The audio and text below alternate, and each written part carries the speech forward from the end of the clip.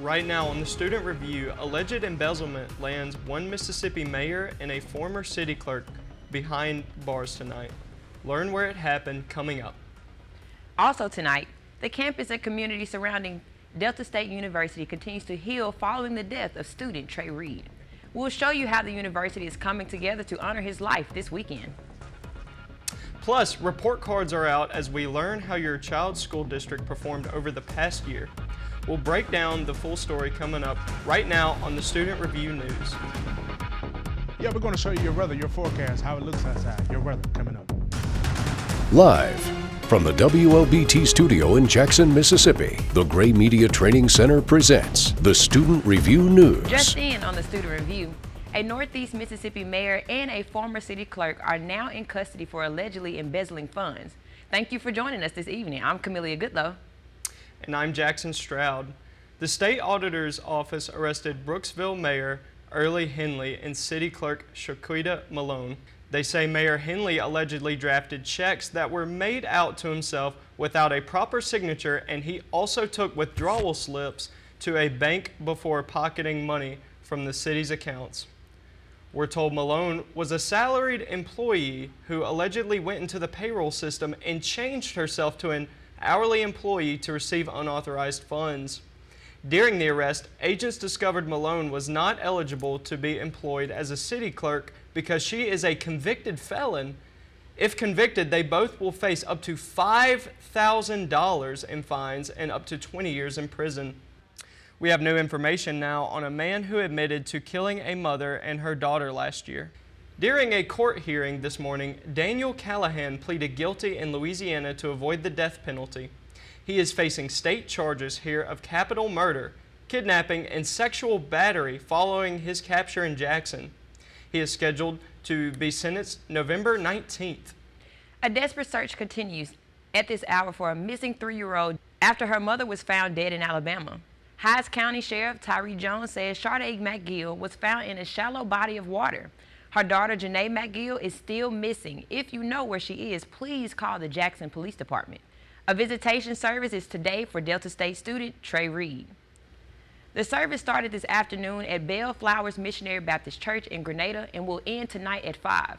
His funeral service will be tomorrow at 3 p.m. at Abundant Life Assembly. Now, taking a look at your First Alert forecast. The weekend is here, and so is Friday night football. First Alert meteorologist DJ Martin joins us now with a closer look at the forecast. Yes, Camillia, thank you. As you can see, yeah, we have your 10-day forecast here. As you can see, Saturday, we have a 0 chance for showers as the temperature will be 86. Going into Sunday, the temperatures will be nice and cozy, settling at 88 degrees. And Monday and throughout the week up until Thursday, we have 0 chance of showers. Monday and Tuesday is going to be quite warm, where we have temperatures going to be 90 degrees. And going into Wednesday and Thursday, it's settling at 88 degrees and 87. Looks like the temperature is going to stay around the mid to low 80s and going up into the high 80s in Monday and Tuesday. Thursday, we do have a 20% chance of rain, but the temperature will be 87, so we still should have some great weather temperatures. Friday, we do have a 20% chance of rain, but the temperature will settle around 85 degrees, so it should be normal and feeling well out. Going into the weekend, Saturday, it should be 84 degrees with a 20% chance of showers. Going into Sunday, it will settle at 87 degrees with a 20% chance of showers also. And Monday, we have a 0 chance of rain with it being sunny and 85 degrees out. So we have great weather and cozy weather for you. The Jackson Housing Task Force met in the Hood Warren building to discuss apartment complex issues. Some of these issues include lack of water, unruly evictions, and ongoing legal battles. We have more on this story now. On Monday, the Jackson Housing Task Force met at the Hood Building in downtown Jackson. The task force was created by Mayor John Horn in August to help the city crack down on housing issues. In this meeting, the task force heard from tenants, property owners, and other city officials on ways to move forward with improvements. One issue that was brought up within the meeting is that tenants were paying an outrageous amount of money for the water bill. They're getting into understanding city orders. The biggest problem that we have is that it violates your city orders. orders. I believe that we end up tied to city orders with the lease. Right now, several Jackson apartment landlords are involved in a legal battle over past due water payments to Jackson Water. This all started from the overdue payments that were originally discovered at the Blossom Apartments. Jackson Housing Task Force has created a lease to hold tenants and landlords accountable to prevent any further issues. And so if we end up clean up the city by enforcing city orders, our city would be a lot better. During the meeting, members reported that tenants were misinformed on their legal rights. The task force also heard from tenants of the Blossom Apartments complex on the challenges that they are facing, such as water outages, evictions, and other concerns. We heard from one of the members of the task force who is a resident at the Blossom Apartments, who provided really valuable input on the challenges they're facing, and so it was a really great meeting. Members say that they're excited for the new administration to help move Jackson forward. Earlier this week, the task force hosted their third meeting. In that meeting, the task force addressed that the properties that have outstanding balances and where the residents would go if the water is cut off. The water issues and legal battles are still proceeding. The report cards are in, and we're getting a fresh look at how Mississippi school districts have performed over the past year. When the State Department of Education released accountability scores last year, a little over 85% of schools and nearly 94% of districts earned a C grade or higher. Those numbers are now down a bit. The most recent report card shows just over 80% of schools and over 87% of districts earn at least a C average. 4 districts are currently under the state control, including the Holmes, Humphreys, Yazoo, and Noxubee County school districts. I just think that, you know, the state just got to get in and see what it is that needs to be done in those school districts so that those students can continue to be served, and so we can continue to invest and make sure that those school districts, you know, get back to the level that they need to be. The scores are determined by a number of factors, including student proficiency in English, math, and science.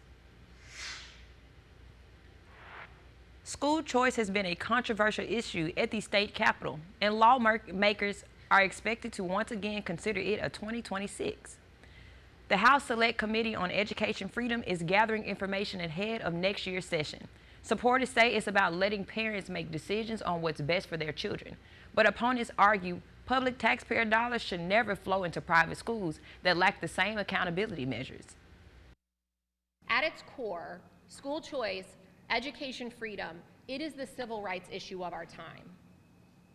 Every single parent has the right to direct the upbringing of their child, whether that be education, their health, or their values. What I see happening is students that can leave are going to leave and go to the have schools. Students that still want to leave but don't have the economic means are going to stay stuck in their have-not schools. Except their have-not schools, they're now going to have less students, less funding, less teachers, and bad's going to get worse. House leaders offered up some forms of school choice expansion this year, but the efforts were unsuccessful. That would have included making it easier to transfer from one public school district to another. That was part of this latest discussion, along with whether to offer vouchers to more students.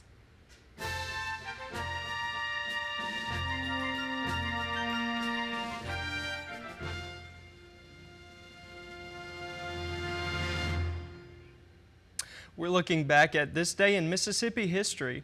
26 years ago today, we reported the death of a woman whose generosity captured the nation's attention. She wasn't looking for fame, but Osala McCarty of Hattiesburg made headlines when at the age of 87, she donated $150,000 of her life savings to the University of Southern Mississippi. She had spent years saving all that money from the modest income washing over people's clothes. When she made the donation, she said she wanted to make sure needy children and educational opportunities that she did not. She inspired people all over the world, and she was given the Presidential Citizens Medal. Osala McCarty dies of cancer on September 26, 1999. Now renovations are underway at Parham Bridges Park in Northeast Jackson. Community leaders say their ultimate goal right now is to make this park safe for families to live in the area. This is where things stand now. The LaFleur East Foundation is celebrating new changes at Parkham Bridges Park on Old Canton Road due to the crime in the area, including the 2024 killing of Melvin McNair Jr. This initiative was considered for the safety and well-being of local citizens. This nonprofit organization believed the first step to change was installing a gate at the entrance of the park. One of the things we wanted to focus on is safety and security. That seems to come up quite a bit. And so what we wanted to do is we closed off the northern entrance with a big wooden fence, and now we're closing off the eastern entrance with a gate that's closed at night. Residents have stressed their concerns and the sense of urgency needed to make changes. Jackson native Tara Sheriff pointed out the numerous hazards within the park area. Look at this, hazards at a park that we've already gotten funding for. That should have been one of the first things to have been fixed. That's not safe for anybody to go over. It's too easy for somebody to access it. It's just wrong, wrong, wrong, wrong. Besides improving safety measures, the LaFleur East Foundation plans to bring in more recreational opportunities for the community. Those plans include extending tennis and pickleball courts to give family and friends a place to enjoy a weekend afternoon. Leaders say the work continues to make the park a safe place for the Northeast Jackson community. It's almost that time of year again for a Mississippi tradition that's been around since 1858. The fair kicks off next Thursday and runs through the 13th, and you can expect rides, games, food, concerts, and livestock shows. The state fair will also feature a marketplace expo at the Trade Mart where you can check out an antique car show and more. The holiday season will be here before you know it. We are less than 2 months away from the return of the magic of lights in Brandon. The longest light tunnel in the Magnolia State will be in town from November 21st through January 3rd. Let's take a live look at First Alert traffic. This is I-55 at Old Agency Road in Ridgeland, where traffic is moving along smoothly at this hour. So far, we haven't heard any reports of accidents across the metro. DJ Martin is back with the final check of the forecast. Yes, thank you, Jackson. As you can see, I have your forecast right here. Starting Monday, it should be sunny as the temperatures are settling around 90. We're sliding into fall, but it still seems that it's a little hot out as it comes into the weekend. So expect some nice warm weather, but still coming into the weekend, expect to dress for the temperature as it changes. Thanks for joining us tonight on the Student Review. And we'll see you back here tonight at 10.